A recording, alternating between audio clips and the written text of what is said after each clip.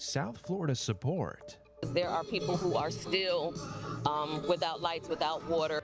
On its way to the area devastated by Milton. And the battle for DEI. I feel that it can affect my major and education. Taking on the state government. These stories and more coming up on Newsbreak. Good morning, South Florida. I'm Julian Davis. And I'm Emma Alonso. Today is Tuesday, October 15th, 2024. Live from the Lee Caplin School of Journalism and Media in North Miami, this is Caplin News. Supplies from South Florida getting packed up and sent to the areas hit hardest by Milton. Time after time, other communities had our backs when storms have hit our area. And as Caplin's Julian Lescano reports, many of our neighbors are returning the favor. The city of Miami Gardens hosted a Hurricane Milton relief drop-off located at Norwood Park in Miami Gardens. It began on Friday, October 11th and is concluding Sunday, October 13th from 1 p.m. to 5 p.m. The event is led by Miami Gardens Councilman Reggie Leon and State Representative Ashley Gant of Florida House District 109. Following Hurricane Milton's catastrophic impact along Florida's west coast, one Florida community has come to the aid of those affected the most. I mean, it's very significant because there are people who are still without lights, without water, the basic necessities. So even though we were just kind of hit with, definitely not as bad as Helene in the other areas, being able to come together and do what we can to support people in other areas who were definitely hit a lot harder. Councilman Reggie Leon stated that he wanted to make sure unfortunate communities, especially communities affected the most, such as Tampa Bay, do not get overlooked. The turnout is great, as you can see. Like, this was definitely, because the hurricane just happened, this was put together last minute, and the turnout is amazing. We've gotten a lot of supplies. My chapter is just one chapter who's, coming to help and support and donate diapers, sanitary items, hygiene products, things that, like, the basic necessities that people don't have access to right now. The most memorable part of this event is the community coming together collectively for a good cause, to bring awareness to the situation in Tampa and seeing that everybody's coming together to lend a helping hand. In Miami Gardens, I'm Julian Lescano, reporting for Caplin News. Trash washing up on the shores of Palm Beach County after Hurricane Milton. Beachgoers report blocks of yellow construction foam on the beach in every direction you look, and it started last Friday. Volunteers with one beach conservation group spent the weekend cleaning up the beach, filling more than 100 bags of trash. Foam in general does not disintegrate for hundreds of years. So this is going to continue to break up and be in our water, be in our air even, which is insane. Our marine life is going to continue to consume it, and also we are when we go enjoy the ocean. County crews have also been out there clearing debris. One person is dead and another injured after a plane from Miami crashed outside a home. The crash was yesterday in Savannah, Georgia. Police said that no one on the ground was hurt. However, a passenger on that plane was sent to the hospital after sustaining minor injuries. The National Transportation Safety Board says that the aircraft departed from Miami and was on its way to Savannah when an emergency was declared. The NTSB and the FAA are currently investigating the cause of that crash.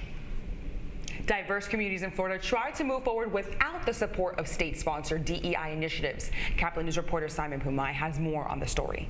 As students are coming back to school this fall, it's looking a little different. Last summer, Governor Ron DeSantis signed Senate Bill 266 into law, reforming Florida's higher education system. We are finally starting to see its effect a year later. The passage of the Anti-Diversity, Equity, and Inclusion Bill affects many students going back to the classroom, especially those with majors such as psychology and political science. I feel that it can affect my major and education in particular, because I won't have a broader point of view on everything that I'm studying. Because of Senate Bill 266, professors have to be a little more careful about how they teach certain topics in the classroom. So one of the things that we ask faculty to do is to present the evidence that is used to draw conclusions. And you do that in any discipline, including psychology.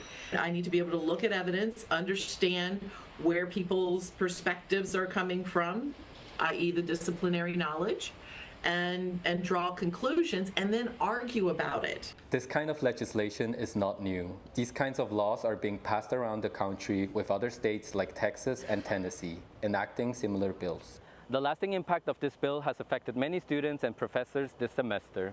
We will continue to see how this affects students and their education. For Caplin News, it's Simon Pumai. Young and Venezuelan, thousands of the country's Zoomers find themselves navigating life in the U.S. after their families fled from a dictatorship. Caplin's very own reporter, Jessica Oliva, reports. Political tensions in Venezuela have forced many residents to leave their homes and start over in South Florida. For one Gen Z immigrant, leaving Venezuela was the only option for her family. Now, she reflects on the situations that prompted the move. We moved to the United States 5 years ago. We struggled with insecurity. Family members were kidnapped and we were chased at gunpoint several times. Venezuelans make up about 1.3% of the total U.S. foreign-born population. Approximately 545,000 Venezuelan immigrants out of 44.8 million total immigrants as of 2022. There have been waves of Venezuelans coming. The wave that came before Chavez is a more established wave. I mean, Venezuela always had a relationship with Miami. When Hugo Chavez came into office, at the very beginning, Venezuelans believed in him and voted for him. But very quickly, sort of as what happened in Cuba, many Venezuelans realized that this gentleman was not what he said he was, and he started doing certain things, of course, that frightened a large segment of the Venezuelan population. The political history in Venezuela also plays a significant role in understanding its current conditions and emotional impact on South Florida residents. As political turmoil continues to torment Venezuela, young immigrants like Victoria hold on to the hope of a brighter future, both for themselves and their homeland. From Caplin News, this is Jessica Oliva. And the Panthers are hitting the road in Boston for a rematch of opening night. That's still ahead, and so is this story. We learned with Clipper and the habitability of Europa, this is going to pave the way for the future, for future missions to Europa and elsewhere in our solar system, where we can search more directly for life. An out-of-this-world unmanned mission to visit Jupiter's moon. Stick around, Newsbreak will be taking off in 2 minutes.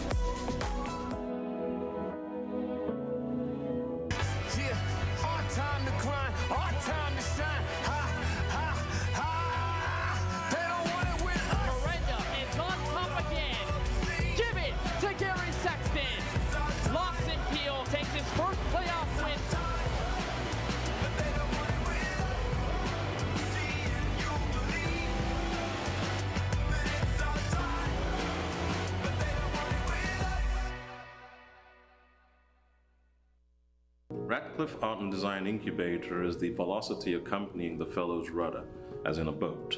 Unless there is movement or action, the planned direction is of little consequence. We encourage the creative ideas into action, and from the experience of doing, we critically assess the feedback, adjust, and set out to rediscover the potentialities of an entrepreneurial mindset.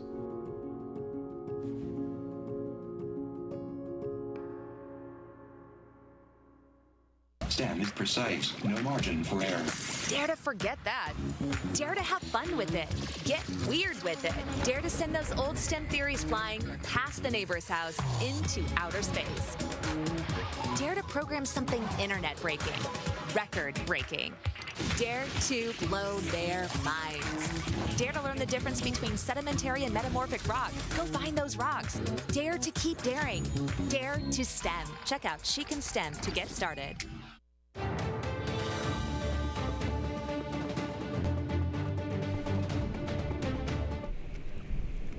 NASA embarks on a moon mission, but this time it isn't Earth's. We've always wondered whether humans can live on other planets. NASA's newest mission towards Jupiter's moon, Europa, might hold that answer. And as CNN's Michael Yoshida reports, this exploration may uncover new signs of life that go way beyond our planet. Liftoff.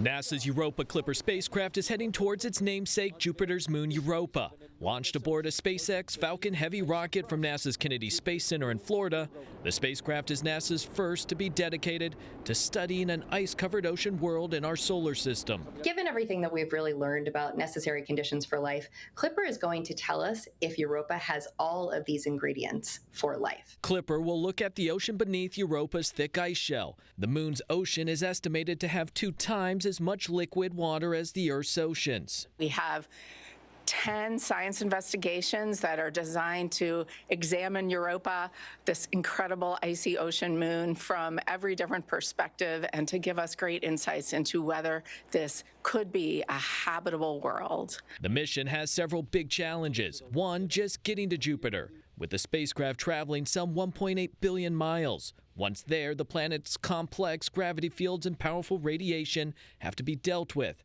as the Clipper does flybys of the moon. Another challenge is having a solar-powered mission at Jupiter. We had to build these giant solar panels to capture the small amount of sunlight at Jupiter to power the spacecraft. The $5.2 billion mission began in 2013. What we learned with Clipper and the habitability of Europa, this is going to pave the way for the future, for future missions to Europa and elsewhere in our solar system where we can search more directly for life. In Washington, I'm Michael Yoshida reporting. After a rough 2-game stretch, the Florida Panthers bounced back with a win against the Boston Bruins. As many expected, tensions flared up when these two teams were on the ice. And while Boston got the early lead, the Panthers went on a tear as Sam Reinhart and Anton Lundell scored twice to secure the win on the road. The final score was Panthers 4, Boston 3. The Cats will now head for Ohio to face the Columbus Blue Jacks tonight at 7 o'clock. You're watching Newsbreak, and we're coming right back.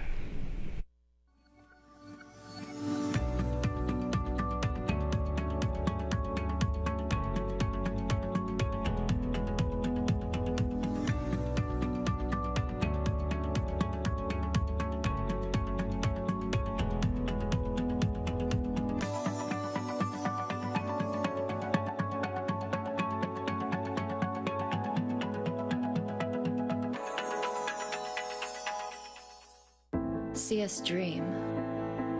See us remember. See us protest. You matter. Your feelings matter. Your identity matters. Everything about who you are matters. See us fight back. See us rebuild. See us shatter stereotypes. See us inspire. See us united. See us now. There are 16 million children struggling with hunger in America.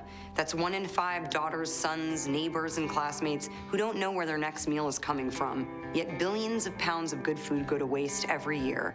It's time we do something about it. Feeding America is a nationwide network of food banks that helps provide meals to millions of kids and families in need. Visit feedingamerica.org to help them feed even more. Together, we can solve hunger. Together, we're feeding America.